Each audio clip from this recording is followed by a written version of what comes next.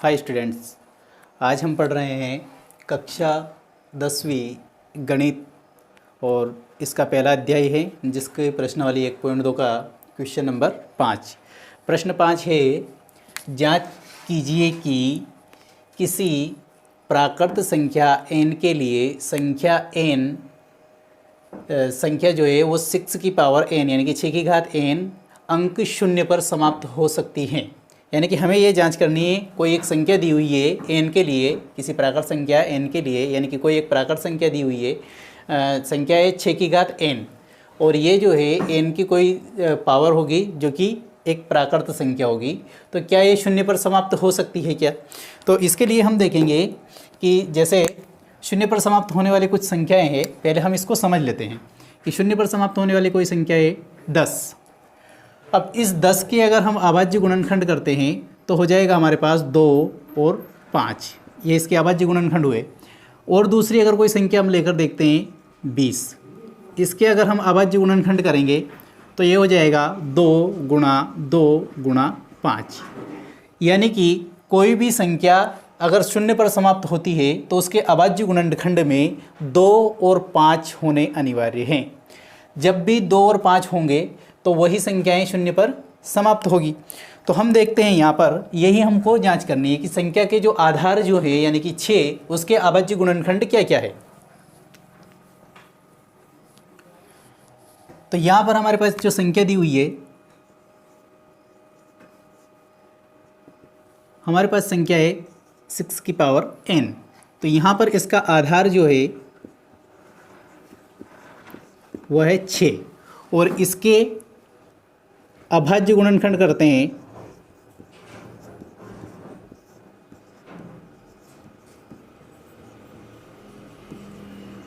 इसके अभाज्य गुणनखंड करेंगे तो 6 के अभाज्य गुणनखंड हो जाएंगे 2 गुणा 3। यानी कि इसके अंदर यहाँ पर हमें 5 जो है वो कहीं पर भी प्राप्त नहीं होता है। अतः हमारी जो दी गई संख्या है वह 6 की पावर n वह शून्य पर समाप्त नहीं होगी।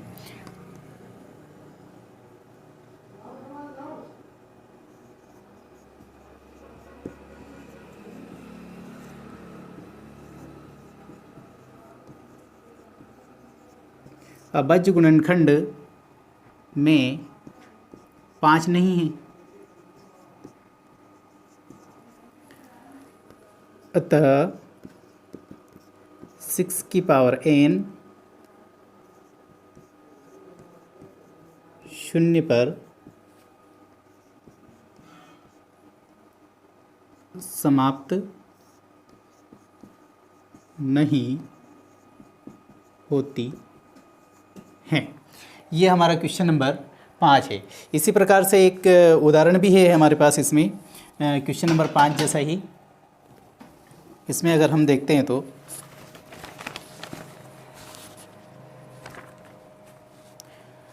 एग्जाम्पल नंबर 5 भी हमारे पास ऐसा का ऐसा ही है। एक संख्या दी हुई है,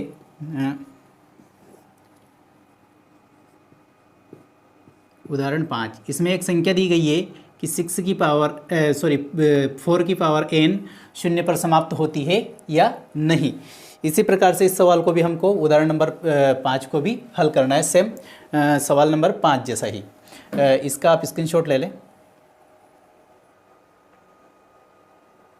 प्रश्न नंबर 6 है, व्याख्या कीजिए कि 7 गुणा 11 गुणा 13 प्लस 13 और 7 गुणा 6 गुणा 5 गुणा 4 गुणा 3 गुणा 2 गुणा 1 प्लस 5 भाज्य संख्याएं हैं। हम जानते हैं भाज्य संख्या वे होती है जिन संख्याओं में स्वयं और एक के अतिरिक्त किसी अन्य संख्या का भी भाग जाता हो, उसे हम भाज्य संख्या बोलते हैं या भाज्य संख्या कहते हैं। तो हम इसमें देखते हैं कि इसमें किसी संख्या का भाग जाता है या नहीं, या ये संख्या किसी संख्या से विभाजित होती है या नहीं। इसमें हम ये जांच करेंगे कि ये संख्या अगर किसी संख्या से विभाजित हो रही है यानी कि ये भाज्य है। उसी प्रकार से इस संख्या को भी हम देखेंगे कि ये संख्या किसी संख्या से विभाजित हो रही है तो ये भाज्य है, नहीं तो नहीं है। तो इसके लिए इन सब का गुणा करके उसमें 13 जोड़ो और फिर किसी संख्या का भाग लगाकर या विभाजन करके देखो, वो तरीका है। दूसरा तरीका ये है कि इनमें से कोई कॉमन लेकर देखो। इसी प्रकार से इसमें है, तो हम कोशिश करते हैं।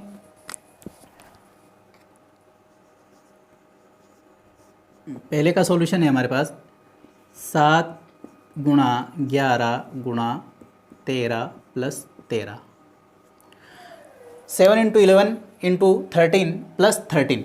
इसमें से हम कुछ कॉमन लेने की कोशिश करते हैं। अगर हम इसमें 13 कॉमन लेते हैं तो यहाँ और यहाँ दोनों जगह 13 आ जाएगा, इक्वल टू 13 इंटू यहाँ पर हो जाएगा 7 इंटू 11 इंटू 13 प्लस इंटू 1 और प्लस 1। अब देखिए इस पूरी संख्या में 13 का भाग जा रहा है, यानी कि ये संख्या जो है 13 से विभाजित है, अतः संख्या क्या है, भाज्य है।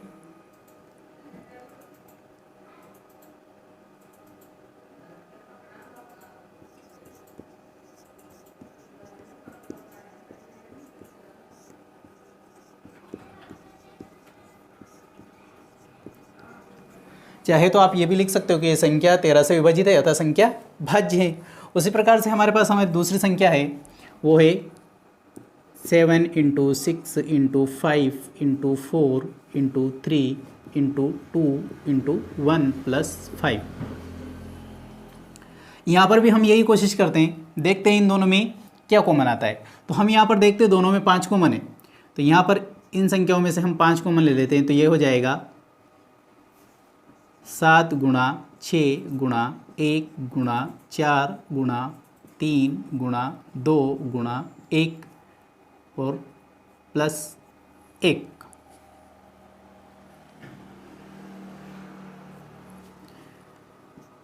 तो यहाँ पर ये संख्या हमें जो प्राप्त हुई वो हो गई 7 गुणा 6 गुणा 4 गुणा 3 गुणा 2 गुणा 1 और प्लस 1, यानी कि इस पूरी संख्या भी 5 से विभाजित है।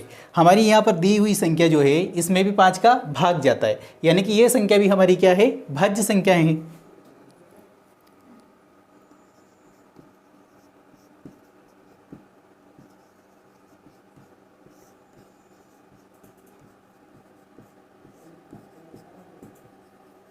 यह संख्या भाज्य संख्या है।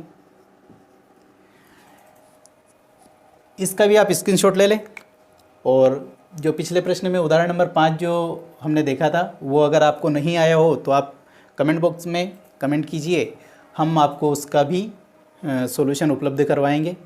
वैसे जो जो सवाल इसमें छूट गए हैं वो सारे सवाल हम आने वाले वीडियो में बनाएंगे, जो कि ये पूरा चैप्टर ख़त्म होने के बाद में।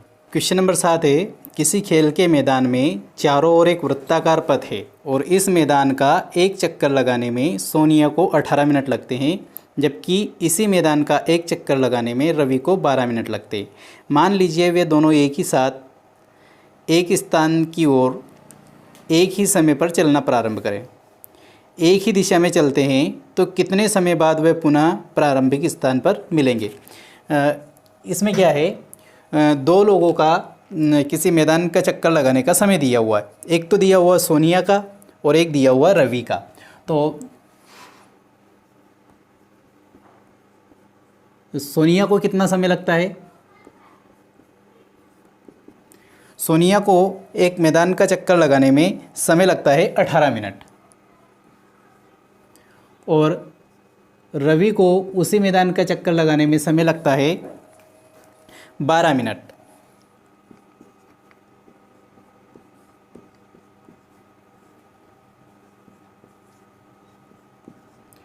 और ये दोनों एक ही समय एक ही स्थान से एक ही दिशा में चक्कर लगाना प्रारंभ करते हैं। तो हमें यह बताना है कि ये दोनों पुनः कितने समय के बाद में एक स्थान पर मिलेंगे। तो इसके लिए क्या करेंगे, हम 18 और 12 का एलसीएम निकालना पड़ेगा। तो 18 और 12 का एलसीएम निकालने के लिए सबसे सरल तरीका, 18 का अभाज्य गुणनखंड कर देंगे, 2 से जाएगा 9 बार, फिर 3 से जाएगा 3 बार और फिर 3 से जाएगा 1 बार। तो 18 के अभाज्य गुणनखंड हमें क्या प्राप्त होते हैं, 2 गुणा 3 गुणा 3, यानी कि ये तो हो गए 2 गुणा 3 की पावर 2। इसके बाद में हमें प्राप्त हमारे पास संख्या है अगली 12। 12 के भी वैसे ही अभाज्य गुणनखंड करते हैं। 12 के अभाज्य गुणनखंड करेंगे, सबसे पहले 2 से जाएगा 6 बार, फिर 2 से जाएगा 3 बार और फिर 3 से जाएगा 1 बार। अब हमें यहाँ पर 12 के अभाज्य गुणनखंड क्या प्राप्त हुए, 12 के अभाज्य गुणनखंड हम देखते हैं तो 2 गुणा 3। यहाँ पर ये प्राप्त हो गया हमें 2 की घात 2 गुणा 3 की घात 1। अब हम क्या करते हैं कि जो संख्या कॉमन है वो देखते हैं। तो इसमें 2 18 में भी कॉमन है और 2 12 में भी कॉमन है, 3 18 में भी कॉमन है और 3 12 में भी कॉमन है। हम देखते हैं कि एलसीएम में हम वो संख्या लेते हैं जो दोनों में कॉमन हो और जिसकी घात सबसे बड़ी हो। तो 2 दोनों में कॉमन है लेकिन 2 की घात 2 बड़ा है, तो हम यहाँ पर आगे सवाल करेंगे हमारा एलसीएम। तो क्या करेंगे, 2 इसकी घात 2 ये वाली बड़ी घात है, अधिकतम घात को हम लेते हैं तो 2 की घात 2 गुणा, इसके बाद में 3 भी दोनों में कॉमन है लेकिन यहाँ 18 वाले 3 लेंगे क्योंकि इसके में 3 की घात 2 है, यानी कि अधिकतम घात क्या हो जाएगी 3 की 2। इसको हल करते हैं हम तो ये हो जाएगा 8 गुणा 4, 2 दूनी 4 गुणा 3 तिया 9, 9 चौक 36, यानी कि सोनिया और रवि दोनों 36 मिनट के बाद में पुनः एक ही स्थान पर मिलेंगे।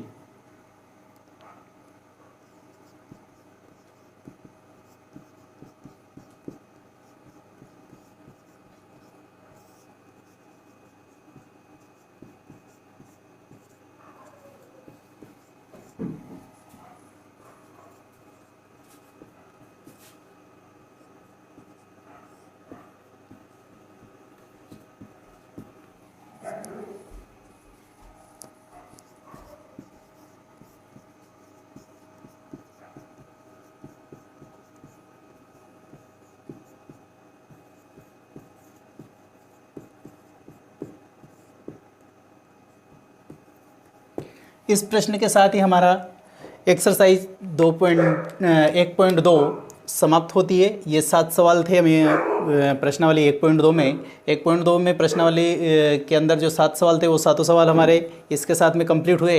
इस सवाल के आप स्क्रीनशॉट लीजिए और प्रश्नावली 1.1 और 1.2 में आपको जो भी सवाल नहीं आए हैं उसको आप कमेंट बॉक्स में कमेंट कर दीजिए, हम उसका भी एक वीडियो आपको उपलब्ध करवा देंगे।